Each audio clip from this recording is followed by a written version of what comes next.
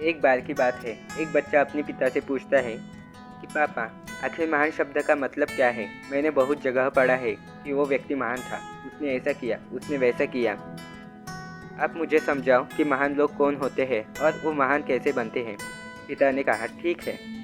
पिता ने बेटे को महान शब्द का अर्थ समझाने के लिए एक तरकीब सोची। उन्होंने बेटे से कहा, चलो 2 पौधे लेकर आते हैं, एक को घर के अंदर लगाएंगे और एक को घर के बाहर। पौधे लगाने के बाद पिता कहते हैं, बेटा तुम्हें क्या लगता है कि इन दोनों पौधों में से कौन सा पौधा बड़ा होगा और सुरक्षित रहेगा। बेटे ने कहा, पिताजी ये भी कोई पूछने वाली बात है। जो पौधा हमने घर के अंदर लगाया है वो ज़्यादा सुरक्षित रहेगा, जबकि बाहर वाला पौधा बिल्कुल सुरक्षित नहीं है। उसे बहुत सारे मौसम झेलने होंगे, उसे कोई जानवर भी खा सकता है। पिताजी शांत रहे।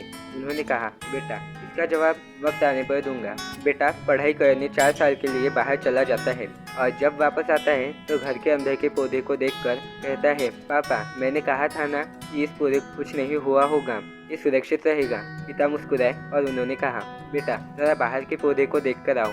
बेटा जब बाहर के पौधे को देखने जाता है तो उसे बाहर एक बहुत बड़ा पेड़ दिखता है। उसे यकीन नहीं हो रहा था कि वो इतना बड़ा पेड़ कैसे हो गया, जबकि अंदर का पौधा तो इससे 100 गुना छोटा है। पिता बेटे को समझाते हुए बोले, बेटा ये पौधा इतना बड़ा पेड़ इसलिए बन पाया क्योंकि इसने हर मौसम का सामना किया, हजारों मुश्किलों से लड़ा। लेकिन अंदर का पौधा सुरक्षित होने की वजह से न उसने किसी मौसम का सामना किया, न ही उसे ठीक तरह से धूप मिली और इस कारण वह बड़ा न हो पाया। बेटा याद रखना, इस पेड़ की तरह दुनिया में वही लोग महान बनते हैं जिसने हजारों मुश्किलों का सामना किया है, और जो अंदर की पेड़ की तरह सुरक्षित रहने की सोचेगा वो तो कभी महान नहीं बन पाएगा।